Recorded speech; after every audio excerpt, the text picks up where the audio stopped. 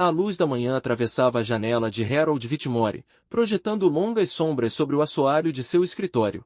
Ele permaneceu imóvel. A casa estava silenciosa, um silêncio que se intensifica com o tempo. Um bule de café esfriava ao lado de um periódico jurídico, lido pela metade. O jornal permanecia dobrado no braço da cadeira, sem ser tocado. A aposentadoria havia oferecido silêncio a Harold, que o acolheu com satisfação a princípio. Depois de décadas no Tribunal Federal, o silêncio parecia merecido, um troféu, até. Porém, recentemente, ele começou a parecer mais um peso. Cada dia parecia igual ao anterior, e o mundo além de sua porta parecia girar um pouco mais rápido, dificultando sua capacidade de reconhecimento. Ele se levantou, espiou a rua pela janela e espreguiçou-se. Sua vizinha, Isabela Reis, estava sentada em sua varanda, curvada sobre algo que segurava no colo. Harold estreitou os olhos. Normalmente, ela estaria cuidando de suas flores ou acenando para ele com seu sorriso tranquilo de sempre. Mas hoje ela estava imóvel. Estava rígida. Não era ela mesma. Aquele aperto no peito, instinto aprimorado por décadas de leitura das pessoas, o fez pegar o casaco e sair, chamando, "Bom dia, Isabela", com a voz leve. "Você está bem?" Ela ergueu o olhar bruscamente. Sua expressão se suavizou ao vê-lo, mas não alcançou seus olhos. "Ah! Bom dia, Harold." Ele se aproximou, com os sapatos batendo levemente nos degraus da varanda. "Pode me sentar?" Ela hesitou, depois assentiu. "Por favor."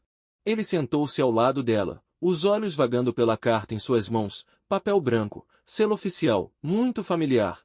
"O que foi?" perguntou ele gentilmente. Ela o estendeu sem dizer nada. Harold pegou o papel e ajustou os óculos. Era um aviso do Departamento de Segurança Interna. Revisão imediata do status de residência permanente. Remoção programada. Violação dos protocolos de segurança nacional. A linguagem burocrática de sempre, fria, clínica, definitiva. "Isso não pode estar certo", disse ele, relendo a frase que dizia que ela tinha 30 dias para deixar o país. "Estou aqui desde os 13 anos", disse ela baixinho. "Paguei impostos.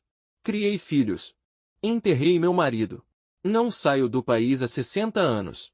Harold olhou para ela. "Você nem é cidadã." "Eu me inscrevi." Ficou complicado.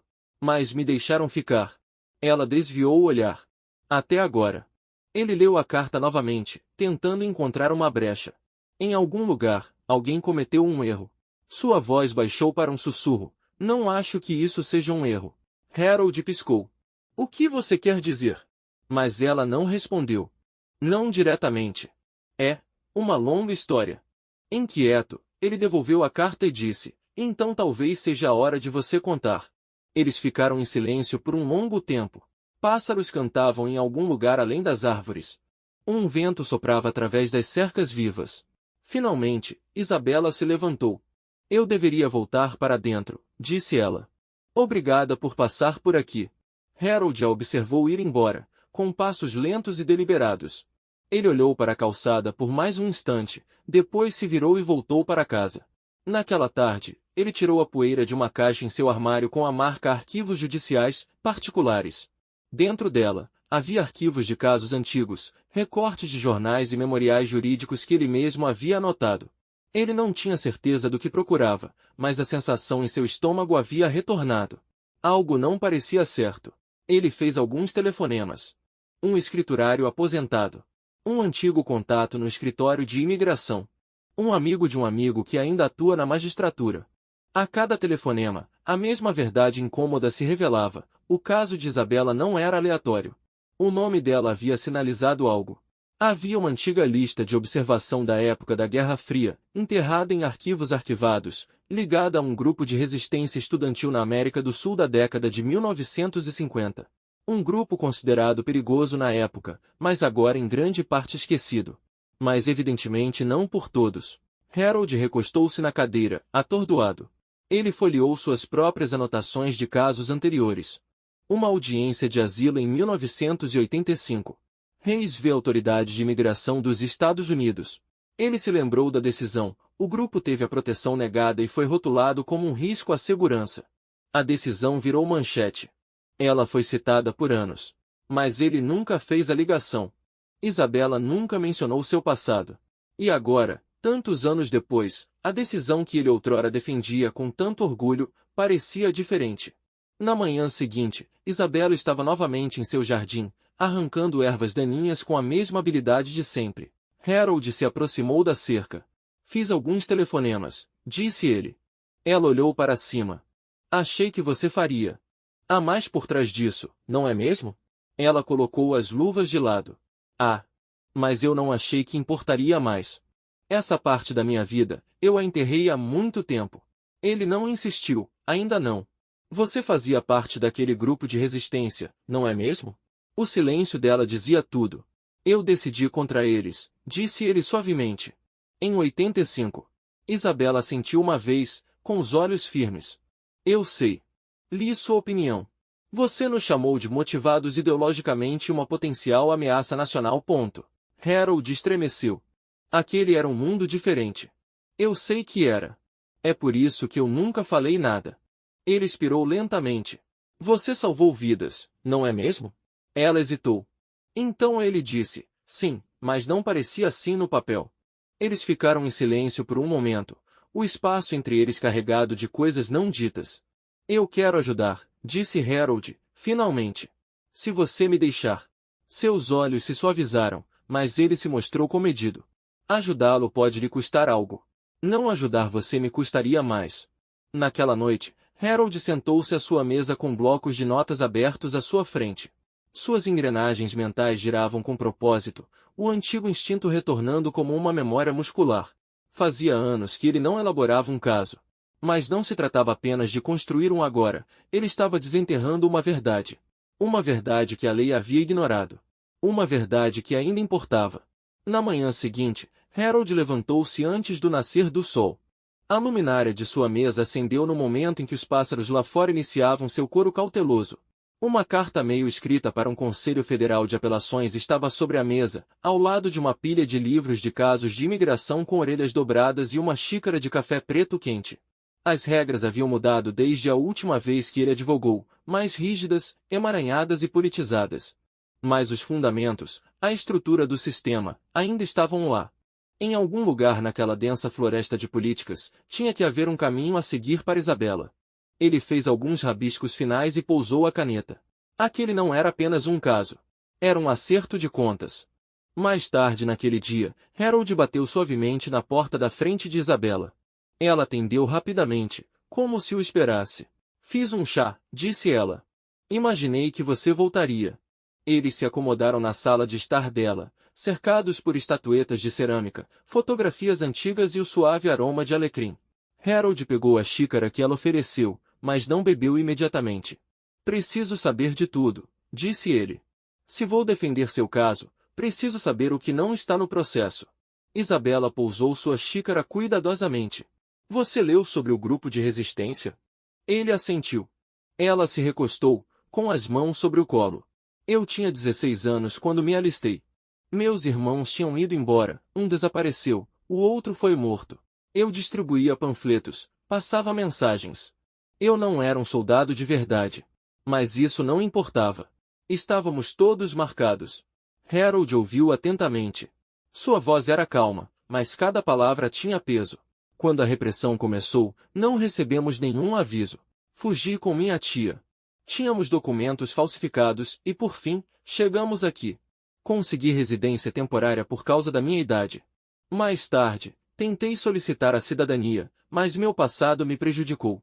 Disseram-me que isso levantaria questionamentos, então desisti da ideia. Casei. Tive filhos. Vivi discretamente. Achei que era o suficiente. Deveria ter sido, disse Harold em voz baixa. Eu nunca me escondi, acrescentou ela. Paguei impostos. Trabalhei como voluntária no centro comunitário. Votei nas eleições do conselho escolar, ilegalmente, suponho, mas ninguém nunca perguntou. Você pertence a este lugar, disse Harold. Ela deu um sorriso leve. Eu pertenço a este lugar. Ele a encarou. Sim, e eu vou provar. De volta a casa, Harold entrou em ação. Contatou um ex-juiz de imigração, que havia orientado e agora trabalhava com assistência jurídica, para pedir ajuda. Procurou um jornalista compreensivo que cobria a reforma do asilo há anos.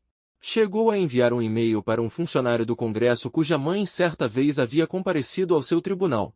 Ao final do dia, ele havia reunido uma rede de aliados frágil, mas suficiente. Não muitos, mas suficientes. Ele redigiu um pedido formal de suspensão da remoção, uma proteção temporária, enquanto aguardava uma moção para reabrir o caso dela. Citou precedentes legais, perspectivas internacionais em constante mudança e considerações humanitárias. Construiu sua argumentação como uma catedral, um tijolo, uma citação de cada vez. No entanto, um pensamento o incomodava, por baixo de tudo isso. Ele havia condenado pessoas como ela. Sua decisão em 1985 ajudou a fechar a porta para centenas de casos semelhantes. E agora, anos depois, ele tentava abri-la novamente, para uma mulher. O que isso tornava? Naquela noite, ele voltou à casa de Isabela. Ela o recebeu na porta, enxugando as mãos em um pano de prato. Já redigi uma suspensão, disse ele. Vamos protocolá-la amanhã. Ela assentiu. Obrigada. Tem mais uma coisa, acrescentou ele, mais hesitante. Uma repórter. Ela está interessada na sua reportagem. Diz que talvez consiga aumentar a pressão pública. O rosto de Isabela ficou sério. Passei 60 anos tentando não virar notícia. Eu sei. Mas talvez precisemos de visibilidade. Casos como este desaparecem sem que ninguém preste atenção. Ela ficou em silêncio por um longo tempo. Então, suavemente, o que as pessoas vão pensar? Que eu era uma criminosa. Eles vão te ver como você é. Uma avó. Uma vizinha. Alguém que lutou pelo que era certo. Ela olhou para o chão e depois para ele. Tudo bem. Mas, se eu fizer isso, faremos juntos. Harold sorriu. Concordo. Na manhã seguinte, Harold encontrou Sophie Caron, a repórter, em um café da esquina. Ela tinha um olhar aguçado, quase 40 anos, e já tinha um bloco de notas aberto antes mesmo de se sentar.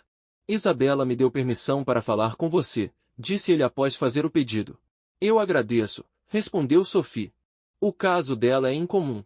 A maioria dos casos antigos nunca ressurgem. Eles ressurgem quando alguém os faz ressurgir. Você acha que isso é político? Eu acho que é pessoal, disse Harold. E acho que alguém quer fazer uma observação. Mas escolheram a pessoa errada. Sophie ergueu uma sobrancelha. Você quer dizer você ou ela? Ele sorriu. Ambos. Ela se inclinou para a frente. Me diga a verdade. Você está fazendo isso por causa da sua decisão de 1985? Harold não hesitou. Sim. E isso te assusta? Ele mexeu o café. Deveria.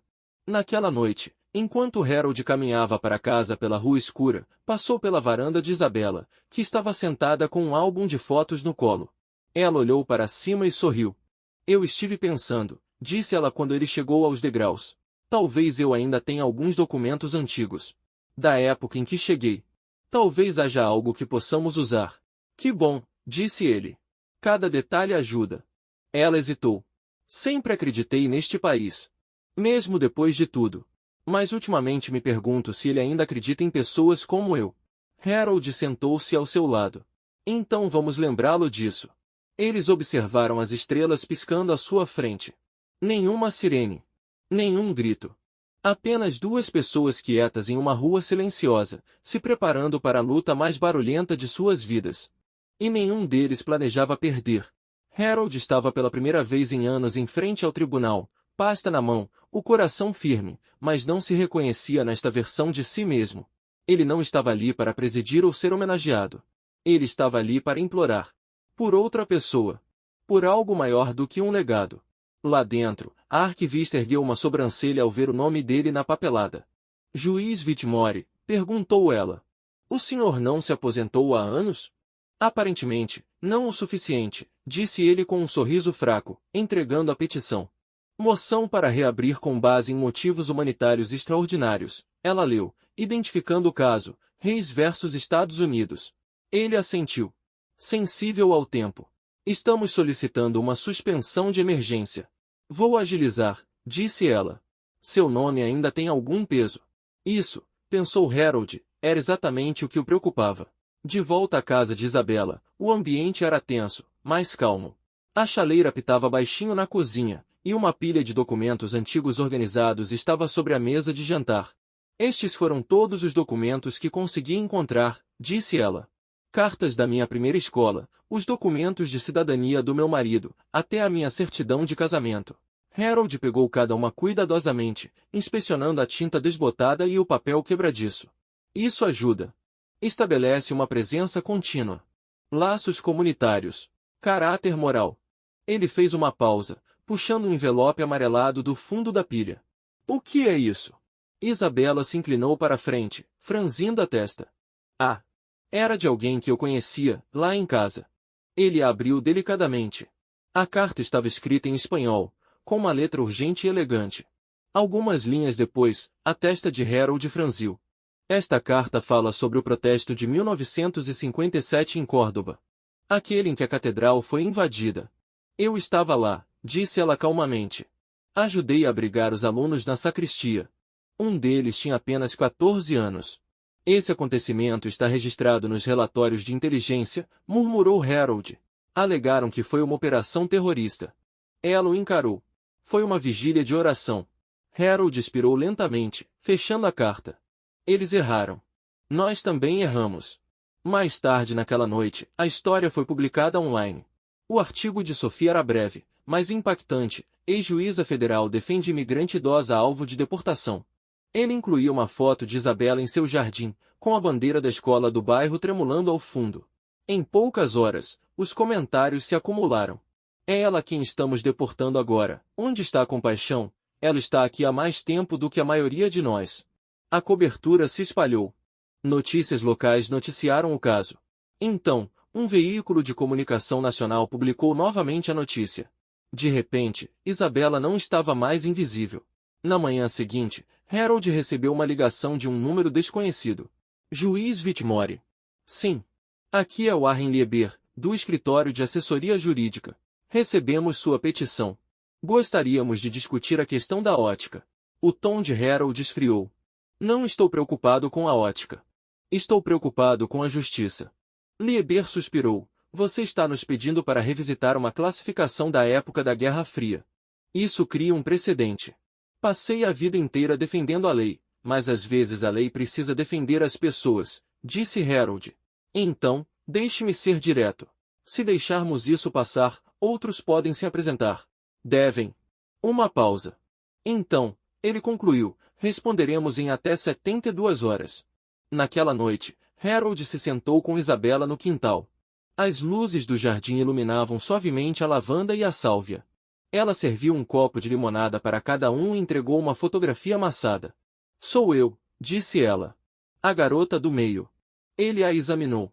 Havia uma imagem granulada em preto e branco de 6 adolescentes, parados em um quadrado iluminado pelo sol, com as mãos erguidas em uma saudação que ele não reconheceu. Essa foto foi tirada um dia antes de eu fugir. Harold olhou para cima. Você nunca mostrou isso para ninguém? Ninguém perguntou. Ele assentiu lentamente. É poderoso. Posso incluí-la no pacote suplementar? Ela hesitou. Eles não vão distorcê-lo? Podem. Mas o silêncio não vai protegê-la mais. Ela o encarou por um longo tempo e, depois, assentiu uma vez.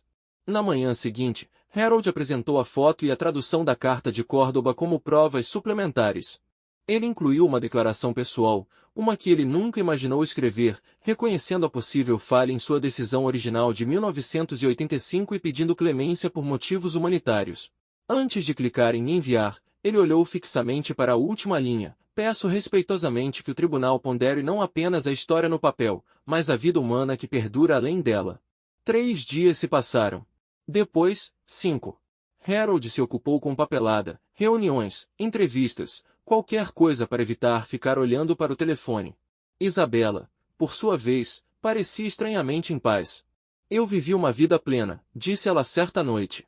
Mas, se é assim que termina, pelo menos alguém me viu. Me viram de verdade. Ainda não acabou, insistiu Harold. Então me prometa uma coisa. Qualquer coisa. Se eu for mandado embora, não pare. Há outros como eu. Silenciosos. Esquecidos. Ele assentiu lentamente. Eu prometo. No 6º dia, pouco depois do meio-dia, o telefone de Harold tocou. Ele atendeu antes do 2º toque. Aqui é o juiz Howard Ferris, disse a voz ao outro lado da linha. Já revisei sua petição. Sem perceber, Harold se levantou. Sim, meritíssimo. Há motivos suficientes para conceder uma suspensão temporária. Harold sentiu o ar escapar dos pulmões. Estamos agendando uma revisão formal para daqui a 30 dias, continuou Ferris. Prepare suas provas. Você ganhou tempo para ela. Obrigado, sussurrou Harold. O senhor fez um bom trabalho, juiz. Valeu a pena. A linha caiu. Harold chegou à casa de Isabela momentos depois, segurando a decisão impressa como uma faixa. Você não vai a lugar nenhum, disse ele, ofegante. Ela pegou o papel com as mãos trêmulas. Leu uma vez. Leu 2 vezes. Então, apertou o papel contra o coração. Eu sabia que você daria um jeito. Eu não fiz isso sozinha. Não, disse ela suavemente. Mas só alguém como você poderia fazê-los ouvir. Eles ficaram sentados em silêncio sob o sol, o alívio misturado ao que ainda estava por vir. A luta estava longe de terminar. Mas, pela primeira vez em semanas, ambos acreditavam que poderiam sair vitoriosos. A permanência temporária mudou tudo, pelo menos no papel Isabela poderia permanecer no país por mais 30 dias. No entanto, 30 dias não era muito tempo, e Harold sabia que o trabalho mais difícil estava apenas começando. Ele precisava de novas evidências. Não apenas histórico pessoal ou cartas desbotadas, mas também munição legal, algo forte o suficiente para obrigar o tribunal a reabrir o caso permanentemente. Isso significava enfrentar o passado. Voltando ao seu escritório, Harold abriu um arquivo que não tocava há décadas. Lá estava a decisão de 1985 que o assombrava. Ele folheou as páginas quebradiças, suas próprias palavras o encarando com clareza e precisão. Associação com organizações antigovernamentais conhecidas por se envolverem em atos de resistência, motivos para negação. Ele estremeceu. A decisão havia sido elogiada na época. Louvada por sua clareza e firmeza em relação à segurança nacional. Mas agora estava claro quanto aquilo havia permanecido incontestado. A nuance. A verdade. Harold tomou uma decisão. Ele pegou o telefone e discou um número que não usava há mais de 15 anos. Harold Whitmore, disse uma voz do outro lado da linha. Não esperava ouvir de você. Olá, Alex. Preciso falar com você. Sobre Cordova. Sobre o que erramos. Houve uma pausa. Isso é história antiga, disse ele. Não para ela. Outra pausa, mais longa desta vez. Você quer reabrir. Quero corrigir. Um suspiro. Ainda tenho os briefings. Algumas das informações antigas eram questionáveis. Mas, se você quiser acesso, precisará de autorização. Eu consigo. Então me encontre no arquivo. Amanhã. Na manhã seguinte, Harold pegou o trem para a cidade. Ele não andava pelos corredores de mármore do prédio de registros federais havia anos. Tudo tinha o mesmo cheiro, couro, papel, tempo.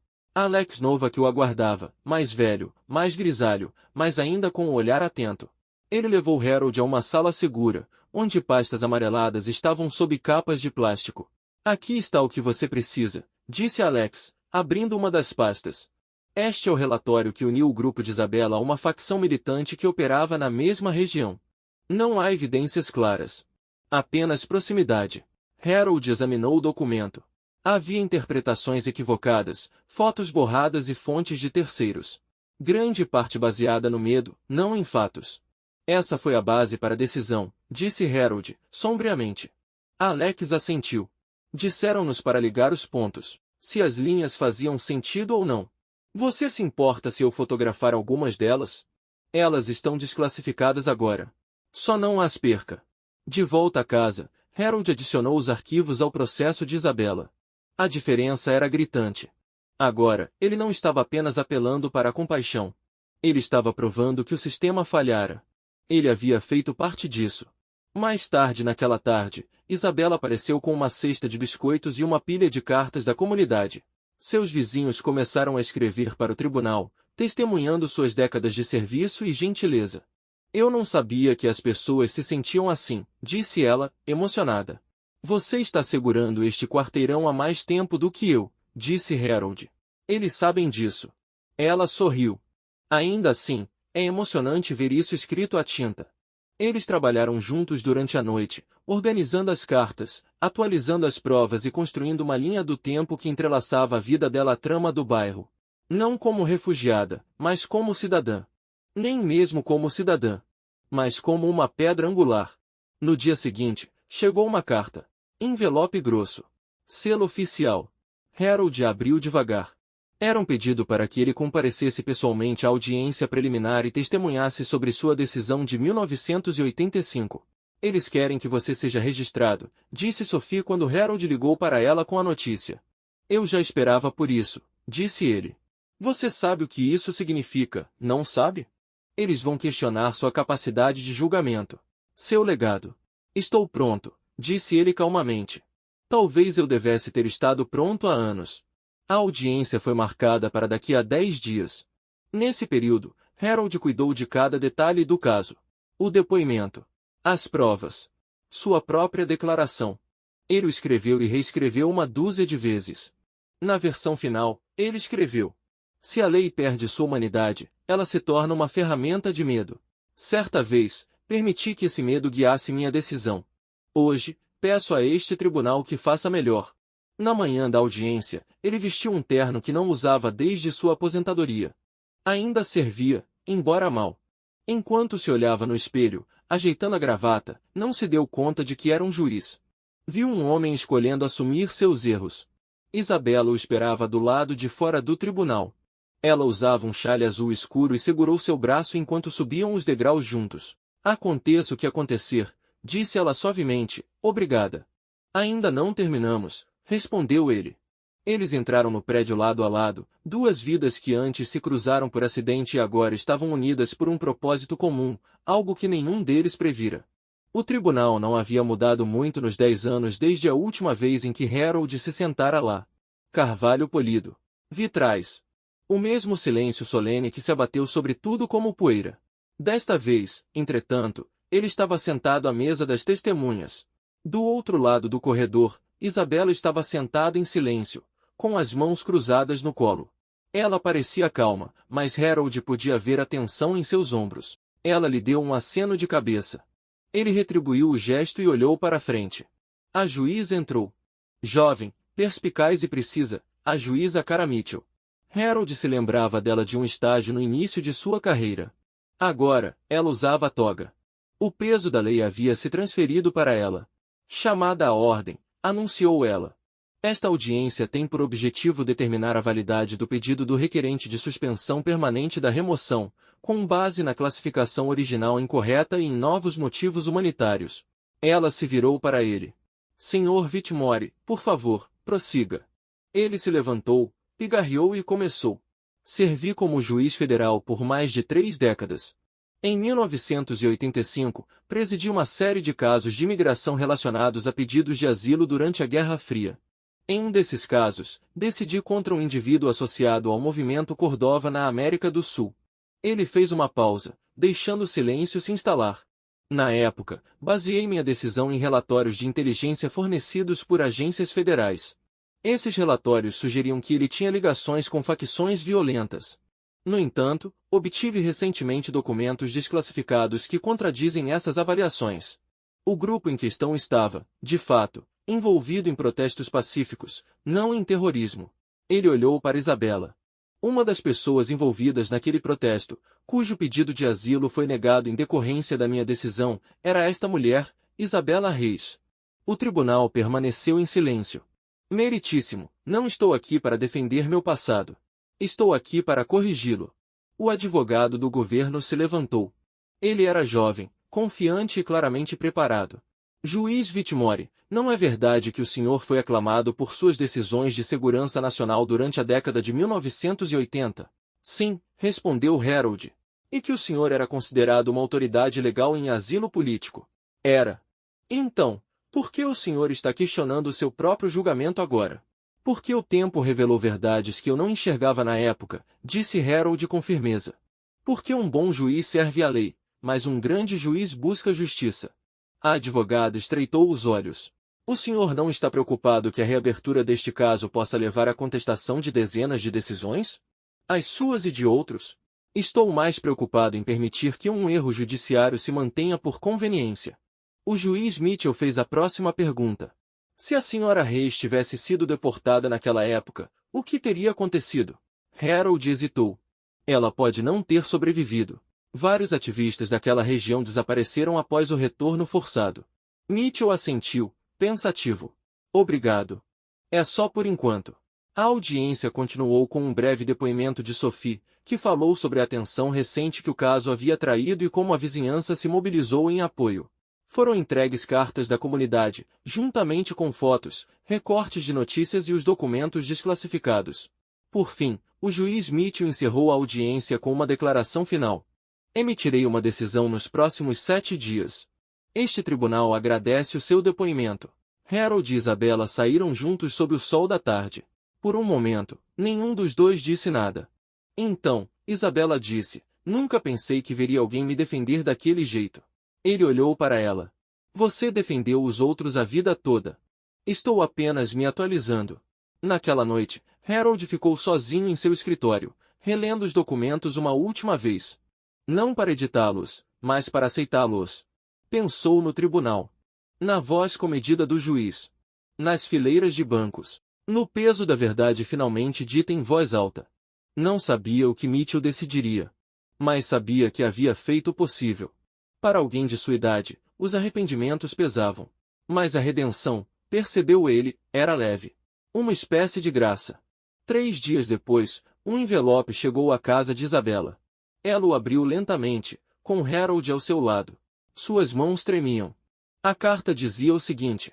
À luz de novas evidências e em reconhecimento de uma classificação errônea que levou à negação indevida de asilo, o tribunal concede uma suspensão permanente da remoção.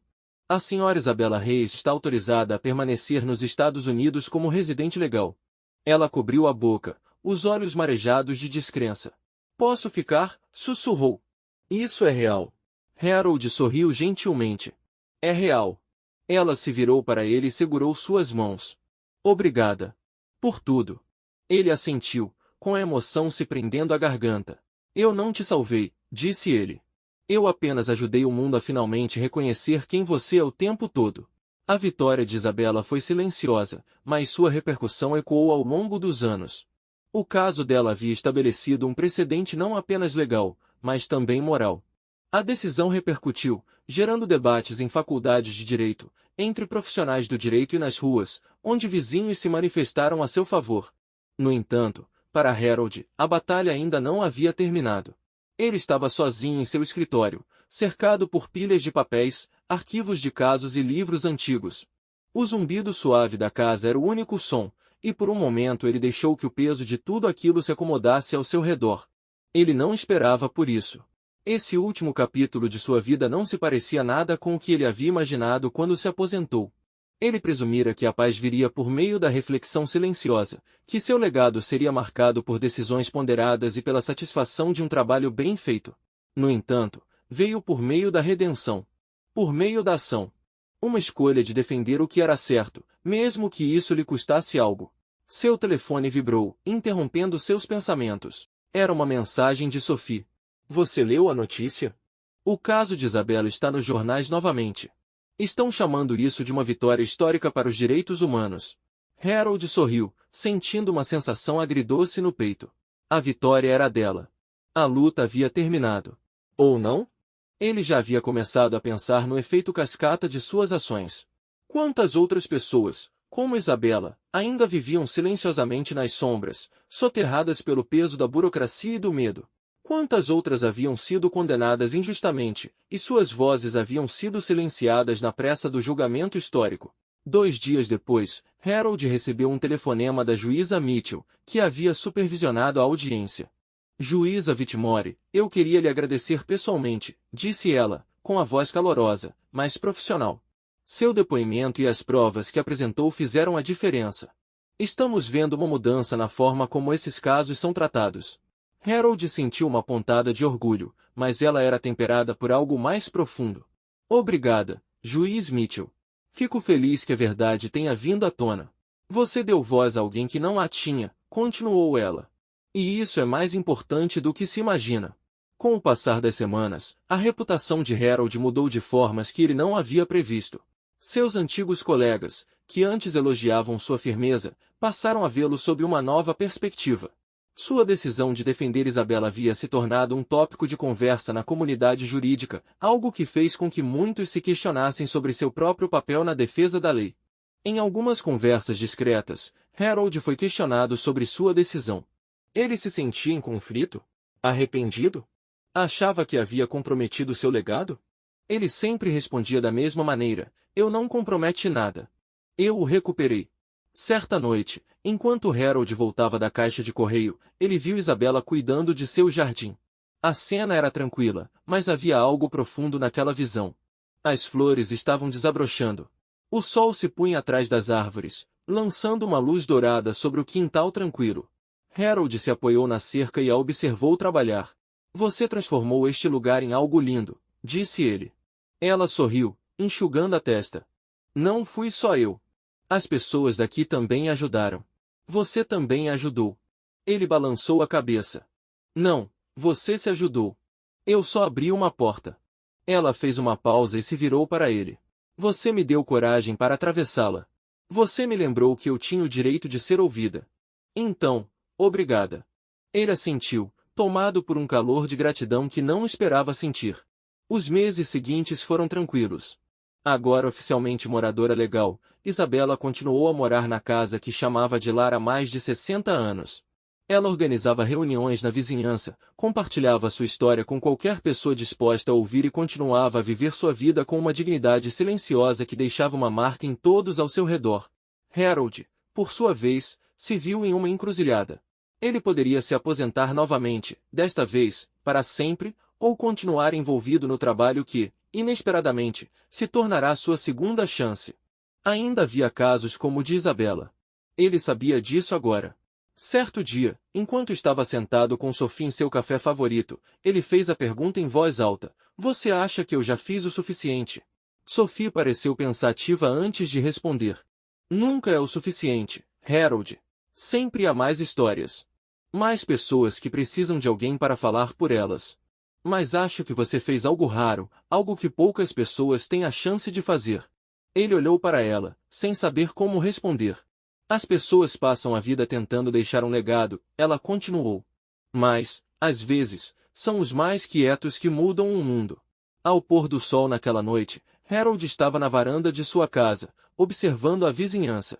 Pensou em Isabela, em sua coragem, força e crença inabalável em seu direito de pertencer. Talvez esse fosse o verdadeiro legado dela. Não os julgamentos que escrevera, mas as vidas que tocará ao admitir seus erros. A humanidade que redescobrira em um mundo que, com muita frequência, valorizava a lei em detrimento das pessoas que ela deveria proteger. Ao longe, o som de crianças rindo ecoava no parque. Era um som que ele não havia notado antes, mas que agora parecia preenchê-lo com uma silenciosa sensação de paz. Ele fizera o que podia. E, pela primeira vez em anos, sentiu certeza de que suas ações haviam sido importantes. A luta fora longa, mas valerá a pena. No final, Harold sabia que a revolução silenciosa, pequena, simples e cheia de humanidade, também o salvara.